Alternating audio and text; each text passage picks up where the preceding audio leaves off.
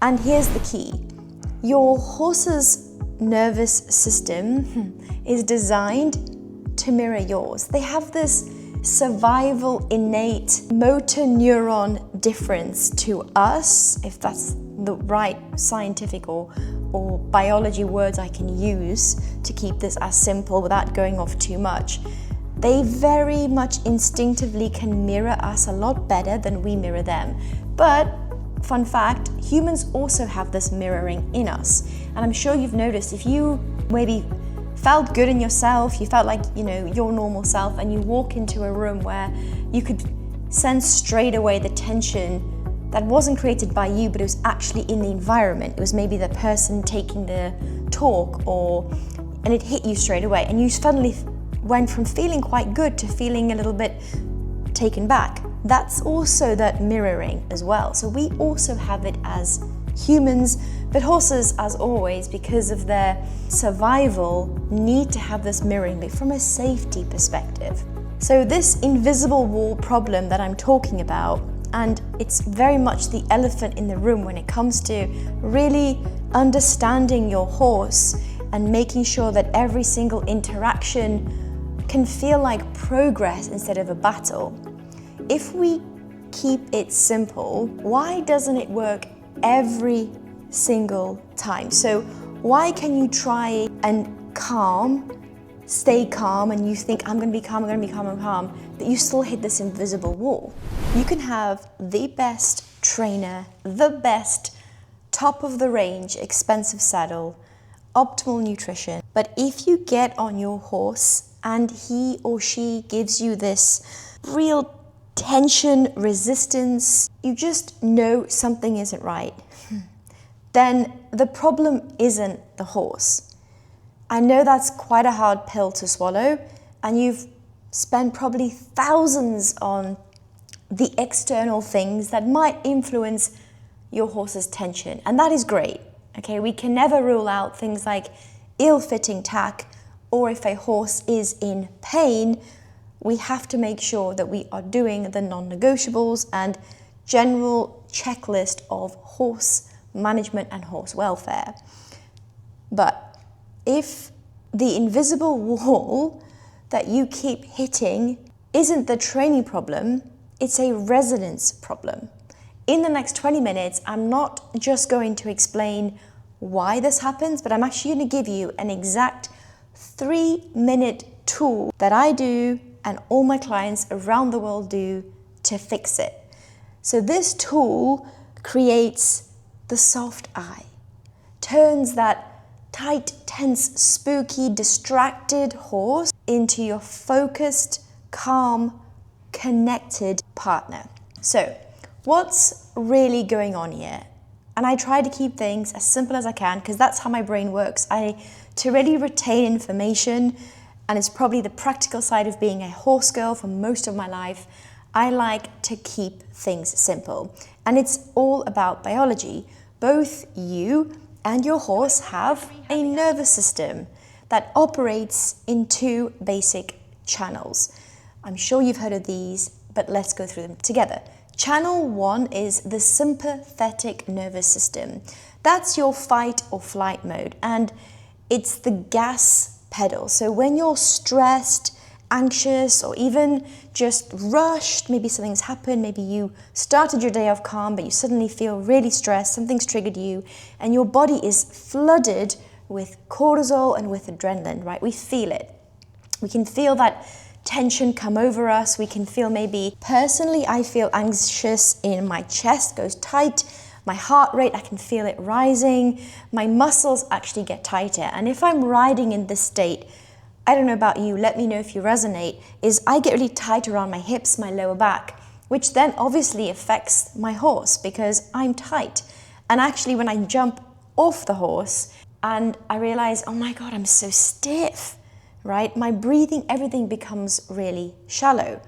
Now, the second channel, so first we had the sympathetic, the second one is the parasympathetic nervous system, and that's your rest, digest, it kind of breaks, state of calm, connection, and from a therapist perspective, it's where healing really happen. So you cannot operate in both channels. Neither can your horse operate in both channels. We have this similarity despite the difference in the human brain and the horse brain. So you're either on the gas pedal or you're on the brakes. The answer is what I've just said. It's the way that your horse can mirror your nervous state. So us telling ourselves, I'm sure you've come across this so much now in social media of like, just tell yourself to be calm. I'm calm, I'm calm, I'm calm, I'm calm. But subconsciously or underneath, you know you're not calm. You are lying to yourself. And I'm sure you know this as well, because I've done this many times, trying different tools and techniques of telling myself I'm calm, or maybe it's attracting clients. I'm not going to tell myself that the whole time if I don't actually believe it. Horses are prey animals and designed over millions of years to detect things like changes in a heartbeat or the muscle tension. It just creates this shift in energy even from miles away. They have this emotional mirror and they never ever lie. It's genuinely why I love horses so much, because even on the days when maybe I don't want to hear the truth, I don't want to feel the truth, and I'd rather just get on with things because I've got a to-do list and I'm in my head, not in my heart, I'd rather get on with it. They have this amazing way of mirroring that back. So we can have the best trainer, the best saddle and the best nutrition, but if we bring the static of high pressure life, whether it's in our corporate role, whether it's our family stress, trauma, the mental load of our work, which is affecting our body as much as our mind. A lot of us get stuck in our mental patterns and thoughts. But if we can't shut this off when we go into our body and describe the sensations we're feeling, I hear a lot of us say things like, my breathing was more shallow. I've had too much coffee today and I've had the caffeine jitters, or I'm just feeling really tight. Maybe I'm on my period and I'm feeling a little bit low and I'm in pain and my lower back is sore. This transfers into the saddle or into the groundwork that we're doing with our horse. And for our horses, who are these prey species, it kind of broadcasts to them on like, danger, danger, maybe 100 decibels compared to what we're actually feeling. So the physical aids, our hands, legs, might just be whispering, okay, relax, relax, relax. But the body, the biology, the cells, our nervous system is actually screaming, run. So can you see how, the words we say don't really matter to the state that we're in and our state of our nervous system. And the horses, they can mirror this and they reflect it so perfectly. Like, as I said, even on the days that you maybe just don't want to hear it, you don't want to feel it, you don't want to work through it on that day. So when you are disconnected and your horse becomes tense, and when you are anxious, maybe your horse is more spooky. Warwick Schiller, an amazing horseman, I've seen him live, describes it as when you're on a hack, it's like the rabbit test. So clients will say, well, I'm really frustrated because my horse will be fine with like lorries going by, tractors, bunnies, pigeons jumping out of the bushes, and then all of a sudden, like the 20th bunny, and he then overreacts and bolts and I fall off. Like, what's wrong with my horse? And you think, well, maybe it's because he has a very high tolerance of stress and noise going on, and it's just that final bit, it could have been a bunny, it could have even been a truck, just pushed him over the edge and his nervous system couldn't cope with it. I'm sure you're the same. Think about it for yourself, right? There's certain times of the month that I can actually feel very calm and I can take on a lot more stress from the world, right? From family, from traffic, from clients, from whatever. Like, I can take it on more and I can just absorb it more, but also just not hang on to it. And then there's probably the later phases of my cycle where I can get the same amount of stress and noise coming in, but I feel like I just want to cry, curl up on a sofa, or maybe punch someone, right? It happens with all of us as well. And the secret when we are like this actually isn't more training, it's not a new strategy, it's not a new saddle, and it isn't even something, it's like most of us go for that new strategy. It must be a different supplement. I must find something external to put internal to make this thing go away, to fix it. We cannot demand peace from our horses. We have to embody it. And having worked with horses for all of my life, 37 years, the more I embody it and I go first, so it starts with my state, what do? This is my 3-minute reset. I call it box breathing. So how do we do it? How do we consciously switch from the gas pedal being on at 100 miles an hour to taking off the foot off the brake and slowing down? You know, we've got stuff to do. We can't just go and sit in the field with our horses and do nothing. We might want to do that some days and have a good cry, and that's great. But if we have things to do, how do we reset our nervous system? However, it has worked with hundreds of female riders around the world. We use our breath. Your breath, my breath, is a remote control to our nervous system. Powerful tool of breath work called box breathing. Navy SEALs use this to stay calmer under pressure. We're going to use it to get that soft eye before a dressage test. Here's how it works. Okay, we're going to breathe in. If you close your eyes for this, you can breathe in for the count of 4, hold for the count of 4, breathe out for the count of 4, and then hold for the count of 4. So visually in your mind's eye, you're going to see a box appear, and each box, the side of the box, has 4 counts. You don't have to do this for 3 minutes, but if you can, it will really have a big effect on your nervous system. I do this in the car, in between appointments. I do this when I'm feeling a little bit anxious before a ride. It really, really helps. If you're super busy, do it whilst you're grooming.